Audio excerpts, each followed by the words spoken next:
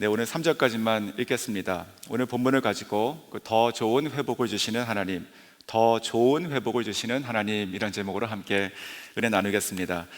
이사야서 13장과 14장은 저희가 계속 보고 있습니다.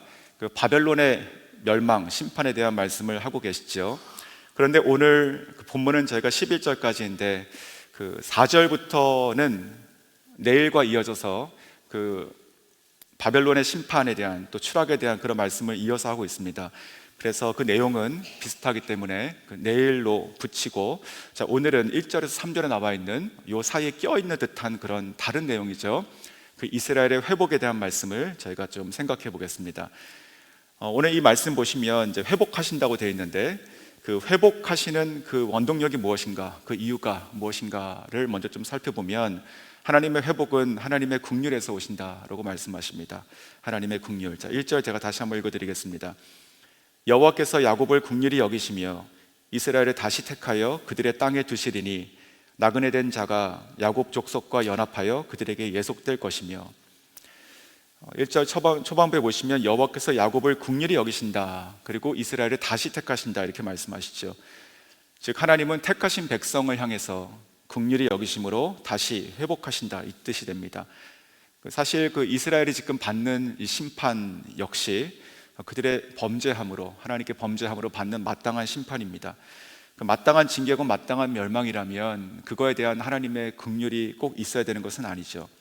근데 어떻게 해서 긍휼하심으로 다시 회복하실까, 이제 그렇게 질문을 시작하게 됐습니다. 그런데 그 답이 이 긍휼이라고 하는 이 말 속에 있다, 이런 생각이 듭니다. 이 히브리 원어로 긍휼은 라함이라는 것입니다. 라함. 근데 이 라함은 그 어머니의 자궁과 똑같은 어원을 가지고 있는 단어입니다. 어머니의 자궁. 그러니까 어머니가 그 아이를 뱃속에서 품고 있듯이, 그리고 낳아서 기르듯이 하나님께서는 이스라엘 백성을 품어서 긍휼히 여기신다, 이런 뜻이 되겠죠. 그러니까 하나님께서 이스라엘 백성들을 긍휼히 여기신다는 것은 바깥에 있는, 그러니까 하나님의 품 바깥에 있는 제3자를 향한 그런 불쌍히 여기심이 아니라는 것이죠. 그래서 이사야서 49장 15절에도 저희가 잘 아시는 말씀입니다. 여인이 어찌 그 젖먹는 자식을 잊겠으며 자기 태에서 난 아이를 긍휼히 여기지 않겠느냐. 그들은 혹시 잊을지라도 나는 너를 잊지 아니할 것이라. 10달을 뱃속에서 품고, 그리고 낳고, 그리고 기르고 했던 그 아이를 어머니들은 정말로 사랑하시죠. 그 아이가 어떤 모습이건, 어떤 아이로 어떻게 생겼거나, 아니면 어떤 상황에 처했어도 그 자기 배에서 난 아이를 그 어머니는 불쌍히 여깁니다. 그래서 그 자녀가 죄를 지어서 어떠한 징계를 받고 또 책망해야 되는 때가 오더라도 그럼에도 불구하고 그 자녀를 불쌍히 여기죠. 그리고 그 자녀가 큰 죄를 지어서 정말 큰 징계를 받는 때가 된다면 그 어머니는 오히려 그 자녀로 인해서 더 큰 긍휼을 가지고 바라보게 됩니다. 그래서 그런지 저희가 군대를 가면, 남자가 군대를 가면 아버지 부르지도 않지만 부르면 아무 생각이 없는데 어머니 부르면 다 옵니다. 아마 그런 것들이 좀 다른 것 같습니다.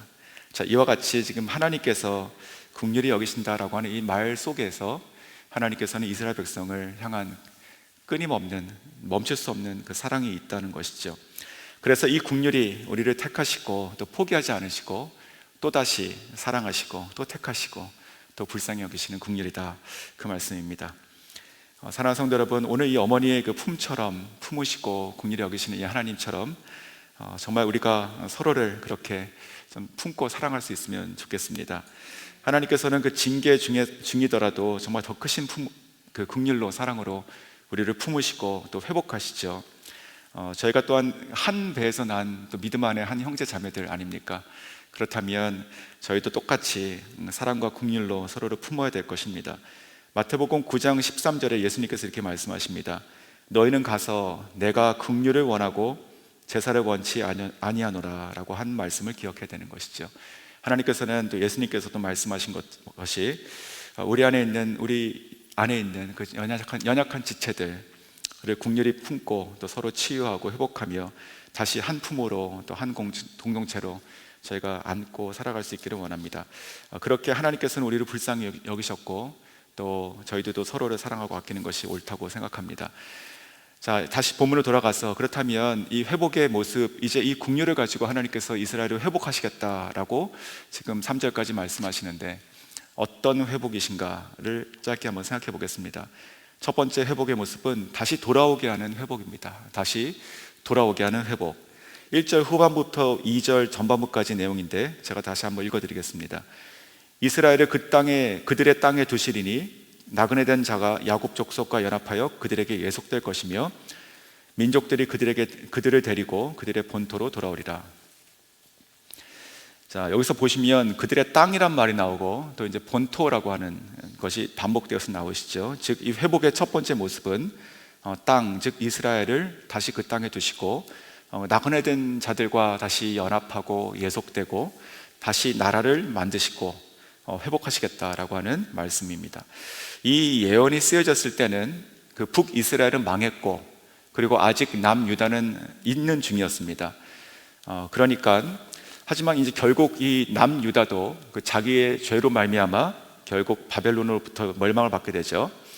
하나님께서는 그 국률하심을 따라서 이스라엘 다시 회복하실 것인데 그 모습이 결국은 다시 그들을 그 나라로 돌아오게 하시고 본토로 돌아오게 하셔서 나라를 회복하신다는 말씀입니다. 이 말씀은 이미 망했던 그 이스라엘 백성, 그 북이스라엘로 보면 그 아수르로 끌려갔던 백성이 돌아온다는 뜻이 되는 것이고 또 이제 이후에 그 바벨론으로부터 망하게 될 이 남유다의 백성 또한 그들이 바벨론으로 포로로 끌려가겠지만 그 이후에 다시 돌아올 것이다 라고 하는 미래의 회복의 말씀입니다. 오늘 저희가 지금 계속 보고 있는 이 13장과 14장 사이에 끼어있는 듯한 이 1절부터 3절 말씀은 그냥 끼어있는 것이 아니라 여기에 들어가 있는 중요한 이유가 있습니다. 이것은 그냥 삽입된 것이 아닌 것이죠. 오늘 한국말 성경 보시면 별로 이렇게 나타나 있지가 않은데 그 히브리 원문을 보시면 1절 맨 앞에 키라고 하는 히브리어 접속사가 들어가 있습니다. 그 접속사는 왜냐하면 이런 뜻입니다. 왜냐하면, 그러니까 13장에 있던 내용을 쭉 얘기하면서 왜냐하면 이렇게 되는 것이에요. 그리고 14장도 똑같은 말이죠. 그러니까 요 1절부터 3절을 감싸고 있는 이 바벨론에 대한 이 심판과 멸망이 왜냐하면 이라고 하는 이유와 목적이 바로 오늘 우리가 읽은 요 짧은 구절이다 라고 하는 뜻이죠. 즉 바벨론이 왜 멸망하게 되느냐, 물론 그들의 교만과 특별히 교만과 죄로 인해서 멸망하게 됩니다. 하지만 그것은 그것이고 너희는 너희고 이런 것이 아니란 뜻입니다. 그것이 멸망하는 이유가 혹은 하나님께서 멸망시키시는 이유가 있는데 그것은 왜냐하면 하나님께서 이스라엘을 회복하기 위하십니다, 이런 뜻입니다. 이거 굉장히 다른 말이죠. 그러니까 이스라엘의 회복을 위하여 하나님께서 바벨론과 아수르도 다 멸망시키신다는 것입니다. 이스라엘을 회복하시기 위해서라고 하는 것이죠. 이것은 정말 위대한 섭리이십니다. 역사를 주관하시는 하나님을 보는 것이죠. 하나님께서 이스라엘을 회복하시기 위해서 아수르를 치신 것이고, 물론 이 아수르는 북이스라엘을 망하게 하죠. 근데 그조차도 하나님께서는 이스라엘을 다시 회복하기 위하신 것이고, 또 하나님께서는 곧 이어서 남유다도 바벨론으로 망하게 하실 것이지만 이 바벨론을 망하게 하심으로 다시 남유다도 회복하시겠다. 즉 하나님께서는 이 남유다도 또 북이스라엘도 심판하시는데 그 심판을 위해서 쓰인 이 도구들을 다시 심판하심으로 말미암아 내가 너희들을 다시 회복할 것이다 라고 하는 말이 되는 것입니다. 자, 이 말씀은요, 이때는 예언입니다. 예언의 말씀이죠. 하지만 나중에는 실제로 이루어지는 것을 저희가 보게 됩니다. 남유다는 그 주전 586년에 망하죠. 그 바벨론으로부터 망하게 됩니다, 실제로. 그리고 나서 3차에 걸쳐가지고, 3차례에 걸쳐가지고 그 유다의 백성들이 포로로 끌려가게 됩니다. 많은 포로들이 끌려가죠. 1차 때 끌려갔던 사람 중에는 에스겔이 있고 2차 때 끌려갔던 사람 중에는 다니엘이 있습니다. 그래서 그 두 선자는 그 바벨론에서 다시 회복될 이스라엘을 얘기하고 있죠. 그와 같이 끌려가서 사람들이 살기 시작됐고, 그리고 예레미야의 예언처럼 70년이 차서 돌아오게 되는데 그냥 70년을 기다리고 돌아온 것이 아니라 하나님께서 오늘 지금 이와 같이 말씀하신 이 내용들, 더 정확히 말씀드리면 어제 봤던 그 내용들을 하나님께서 그 70년 동안 행하시는 것이죠. 즉 그 바벨론이라고 하는 그 강대국을, 그 제국을 하나님께서 점점 쇠퇴시키시죠. 그리고 메대를 통해서, 바사와 연합한 그 메대를 통해서 바벨론을 멸망시키십니다. 그 바사가 바로 페르시아가 되는 것이죠. 그래서 이 역사의 주인이, 그러니까 70년 기간 동안 역사의 주인이 바뀌는 것이에요. 세상의 주인이 바벨론에서 이 바사로 바뀌는데, 그때 이 바사의 첫 번째 왕의 이름이 고레스입니다. 고레스, 잘 아시는 고레스. 하나님께서 이 고레스를 통해 가지고 그 유다 백성들을 돌려보내기 시작합니다. 그런데 그때 그것도 그냥 된 것이 아니라, 저희가 역대하 36장 제일 끝에 두 절을 읽으면 하나님의 섭리가 거기에 적혀 있습니다. 역대하 36장 22절과 23절 말씀인데요, 여호와께서 바사왕 고레스의 마음을 감동시키심에 저가 온 나라에 공포도 하고 조서도 내려 가로되, 바사왕 고레스는 말하노라, 하늘의 신 여호와께서 세상 만국으로 내게 주셨고 나를 명하여 유다 예루살렘에 전을 건축하라 하셨으니 너희 중에 무릇 그의 백성 된 자는 다 올라갈지어다. 너희 하나님 여호와께서 함께 하시기를 원하노라. 자, 이게 지금 고레스의 입에서 나온 말입니다. 이것이 하나님의 섭리가 되는 것이죠. 오늘 성경 말씀하고 똑같지 않습니까? 자, 그래서 그 말씀을 듣고 이제 70년 동안 있었던 그 포로였던 자들이 다 나올 수 있는 길이 열린 것이죠. 그래서 그들은 돌아와서 예루살렘으로 돌아오게 되고, 스룹바벨과 함께 성전을 재건하게 되고, 느헤미야와 함께 성벽을 재건하게 되어서, 또한 에스라와 함께 말씀으로 영적 부흥을 다시 맞아서 그들은 하나님의 백성, 그리고 하나님의 나라가 실제로 되어지는 것이죠. 오늘 이 성경 말씀의 회복은 그들에게 지금은 미래지만 오늘 저희가 성경을 통해서 알 수 있는 사실로 드러나는 것이죠. 자, 이것이 바로 이 심판 받을 백성에게 지금 말씀을 하고 계신 것이에요. 그러니까 너희가 죄로 인해서 심판을 받을 것이지만 내가 이 심판 이후에 이 주변에 있는 나라들 다 칠 것인데, 이것은 그들과 너희의 아무 상관없는 그냥 그들의 이유가 아니라 너희를 다시 오게 하는, 즉 이 바벨론을 멸망시켜서 너희가 돌아오게 하기 위함이다 라고 하는 하나님의 회복의 주권의 통치를 말씀하고 계신 것이죠. 자, 두 번째 오늘 본문에서 이 회복의 모습은 무엇일까요? 바로 이 통치의 이제 확장이 됩니다. 확장. 그러니까 이전에 있었던 그 나라가 다시 회복되는 것까지가 아니라 그 나라가 만들어짐은 기본이고 그 나라의 통치가 확장된다라고 하는 것을 얘기하시는데, 바로 2절 후반부입니다.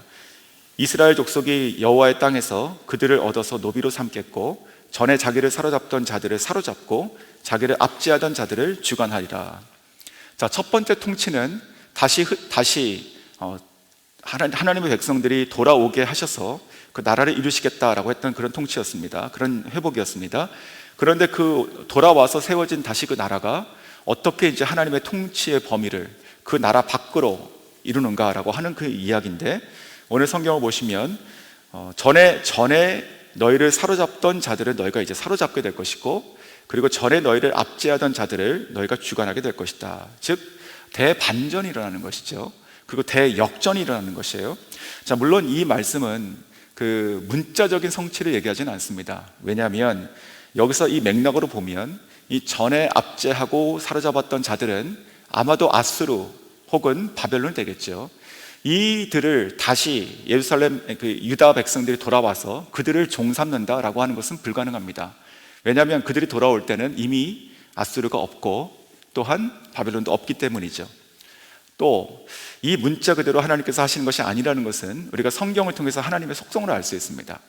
여기서 얘기하듯이 그들을 다시 노비로 삼고 그들을 사로잡고 그들을 압제한다는 것은 세상의 제국이 하는 그런 행태입니다. 그렇죠. 억압하고 짓누르고 부리고. 하나님께서는 그렇게 안 하시죠. 하나님의 나라와 하나님의 백성과 통치는 그런 식으로 되어지지 않습니다. 그러므로 이 말씀은 하나님의 통치의 확장을 얘기하는 것이고 반전을 얘기하는 것이지, 바로 이 아수르나 아니면 바벨론을 향해서 거꾸로 너희가 그들을 통치하겠다, 이런 좁은 의미가 되지는 않을 것입니다. 자, 이 통치 그리고 이제 이 회복과 이 통치의 이 확장에 대한 내용들은 지금 오늘 이제 현대를 살아가는 저희들에게도 굉장히 중요합니다. 왜냐하면 이것은 꼭 이 나라에 대한 것이 아니라 이 통치는 지금도 교회를 통해서 하나님께서 하시기를 원하시고 하시는 통치이기 때문에 그런 것입니다. 교회는 하나님께서 통치하시는 하나님의 나라이죠. 그리고 우리가 이제 구약 시대, 그러니까 교회라고 하는 것은 신약에 나오지만 이 구약에 있는 모든 하나님 백성이 가지고 있던 어떠한 그런 권리, 특권, 그리고 하나님으로부터 받은 그 언약과 그 실행할 수 있는 능력, 이 모든 것들을 다 계승한 것이 지금의 교회라고 할 수 있는 것이죠. 그 모든 것 위에 성령의 임재하심, 그리고 성령의 능력을 더해주셔서 예수 그리스도가 이 땅에서 하신 일들을 머리 대신 교회에 붙어있는 몸인 저희들이 그 그리스도의 일을 성령의 능력으로 해나가는 것이 교회죠. 자, 이러한 교회를 통해서 하나님께서는 오늘 말씀하신 이 두 번째 회복의 영역도 실천하시는 것이죠. 우리가 그냥 교회 안에서만 우리가 하나님의 나라가 아니라 저희는 이곳에서 하나님의 통치를 받고 나가는 하나님의 대사가 되어서 하나님의 군사가 되어서 저희가 거하는 곳들마다 바로 이러한 통치, 반전을 이루는 뜻이 바로 하나님께서 주시는 두 번째 회복의 말씀이다 생각이 듭니다. 자, 세 번째 회복은 무엇일까요? 바로 참된 안식을 주신다라는 것입니다. 참된 안식. 3절입니다. 다시 한번 읽어드립니다. 여호와께서는 너를 슬픔과 곤고와 또 내가 수고하는 고역에서 놓이시고 안식을 주시는 날에, 이제 미래의 이야기를 계속하고 있죠. 그 날에라고 하고 있어요. 그러니까 이 안식을 주시는데 지금 현재는 무엇입니까? 슬픔, 공고, 수고, 고역입니다. 자, 이런 것으로부터 안식으로 이제 회복하시겠다는 말씀을 하고 있는데, 그 슬픔이나 아니면 고역이다 이런 말을 들으면 어떤 이미지가 떠오르십니까? 이 사람은 포로된 이미지가 떠오르죠. 그렇죠. 이게 그 나라를 향한 것이니까 전체적으로, 그러니까 어떤 몇몇 사람의 일부가 그렇게 사는 것이 아니라 그냥 이 나라가 그렇게 된다는 것이잖아요. 그러니까 이것은 포로된 것을 저희가 볼 수 있습니다. 역시 이것도 미래의 사건이죠. 그런데 실제로 이 남유다는 망하게 되죠. 그리고 바벨론을 끌려가서 거기서 포로로 삽니다. 그 포로로 살면서 그들은 슬픔과 공고 그리고 수고와 노역의 시간을 보내게 되죠. 하나님께서 그들의 그 모든 것들을 회복하시는 이 때가 이르게 되면 그 모든 슬픔과 눈물을 하나님께서 닦아주시고 다시 돌아오게 하시며 그들 가운데 하나님의 여호와의 안식을 주시겠다라고 하는 회복을 말씀하시죠. 그 당시에 그 사람들, 그 시대를 살아갔던 사람들의 그 심정을 저희가 알 수 있는 성경에 귀한 시편이 하나 있습니다. 시편 137편인데 그 137편은 그 작자 미상입니다. 뭐 다윗도 아니고 아삽도 아니죠. 작자 미상인데 그 내용을 보면 그 바벨론 포로 시대, 바벨론의 그 포로로 끌려갔던 사람의 이야기를 하고 있습니다. 그 사람이 자기가 떠나왔던 그 고국을 바라보며 그 슬퍼하고 그리워하는 내용들이 담겨 있습니다. 시편 137편 1절에 이렇게 시작하죠. 우리가 바벨론의 여러 강변 거기 앉아서 시온을 기억하며 울었도다. 자, 거기 있는 사람들이 쓴 시죠. 그리고 3절에 이렇게 얘기합니다. 이는 우리를 사로잡은 자가 거기서 우리에게 노래를 청하여 우리를 황폐케 한 자가 기쁨을 청하고 자기들을 위하여 시온 노래 중 하나를 노래하라 함이로다. 얼마나 슬펐을까요? 자기 나라 다 빼앗기고 포로로 왔더니 너희들 노래 좀 해봐라 이렇게 했다는 것이죠. 4절 우리가 이방에 있어서 어찌 여호와의 노래를 부를꼬, 못 부르겠다는 것입니다. 그리고 7절에 여호와여 예루살렘이 해봤던 날을 기억하시고 에돔 자손을 치소서. 예루살렘이 해봤던 날을 기억해달라. 즉 어쩌면 이 시를 쓴 사람은 정말 그 586년 그 느부갓네살이 와가지고 온 이스라엘과 예루살렘과 성전을 다 회파했던 것을 봤던 사람일 수 있습니다. 그것을 기억해달라고 기도하며 마지막 8절에 이렇게 말합니다. 멸망할 바벨론아, 너가 우리에게 행한 대로 너에게 갚는 자가 유복하리로다. 자, 이것이 시편 기자의 간구입니다. 멸망할 바벨론아, 너가 우리들에게 했던 그대로 너에게 갚아주실 것이다. 이렇게 기록하고 있죠. 자, 이 시편 137편을 통해서 바벨론에 끌려갔던 이 유다인들의 이 슬픔 그리고 공고, 수고와 고역이 보이게 됩니다. 고국을 향한 정말 그 그리움 그리고 간절한 기도가 그대로 담겨 있는 것이죠. 오늘 이 이사야 말씀을 보면 그 남유다를 심판하시고 그 이후에 포로로 끌려가게 하실 것인데, 그래서 거기서 수고와 고역을 하겠지만 이 모든 것으로부터 다시 노임을 받고 다시 돌아오게 하셔서 그들에게 하나님의 참된 안식을 주시겠다라고 하는 것이 이 세 번째 회복의 말씀이 되는 것입니다. 자, 이상의 이 회복 세 가지를 통해서 우리가 알 수 있는 것이 무엇일까요? 결론적으로 말씀드리면 이 회복은요, 이전에 있었던 그대로 돌려내는 것이 아닌 것이죠. 그냥 원래 망하지 않을 정도의 그저 그렇게 살던 그 남유다의 모습으로 그냥 다시 갖다 놓는 것이 아니라 전혀 다른 나라로, 전혀 다른 수준으로, 통치로, 평안으로 하나님께서 이전보다 훨씬 더 좋고 영광스러운 모습으로 회복하신다는 걸 말씀하십니다. 그들이 그저 본토로 돌아와서 다시 사는 것이 아니라 그들을 압제했던 자들을 그들이 다스리는 자가 되는 것이고, 그리고 그저 슬프고 또 괴롭고 하는 것이 없는 맹맹한 삶이 아니라 하나님의 평안이 그들 가운데 지배하는 참된 하나님의 나라를 이루시겠다라고 하는 회복, 더 좋은 회복을 그들에게 약속하십니다. 그러므로 이 더 좋은 회복의 약속을 들었던 이 당시에 이 사람들은 아마도 자기들 눈앞에 이제 곧 닥칠 그 심판을 그들이 맞닥뜨려야 하는 그 두려움 넘어서 정말로 그 이후에 있을 하나님의 놀라우신 다가오는 그 나라의 그 회복을 보며 큰 소망을 가졌을 것입니다. 그래서 그들은 그날을 그 현재의 시간들을 견디고 또 바라봄으로 살아갈 수 있었을 것입니다. 자, 말씀 맺겠습니다. 사랑하는 성도 여러분, 오늘 이 긍휼을 베푸시는 이 하나님, 정말 그 아이를 뱃속에 품는 그 긍휼을 베푸시는 하나님께서 우리를 택하시고 그 택하심을 번복하지 않으시고 또다시 우리에게 그 긍휼과 사랑을 베푸십니다. 그 하나님께 감사했으면 좋겠습니다. 우리의 형편과 우리의 모습대로 사랑하시기도 하고 아니시기도 하고 그런 것이 아니라 하나님은 하나님의 속성대로, 하나님의 선택대로 영구적인 긍휼과 사랑을 저희들에게 베푸시죠. 그리고 우리를 사랑하실 때 정말 회개치 않는 그 백성은 정죄하시고 또 심판하시고 또 공의로 다스리시지만 그 심판 자체도 하나님의 선택하신 백성을 향하신 그 긍휼 안에서는 다시 회복으로 이어지는 하나님의 위대한 계획이 있으신 것이며, 그 회복은 우리가 전에 알고 있던 그 회복이 아니라 훨씬 더 영광스럽고 좋은 회복으로 가십니다. 이끌어 가신다는 것이죠. 이것을 믿으시면 좋겠고, 이 믿는 가운데 이것이 오늘 우리의 소망이 되어서 하나님께 더욱더 감사하고 또 하나님의 뜻을 더욱더 구하며 살아가신 저 여러분 될 수 있기를 원합니다.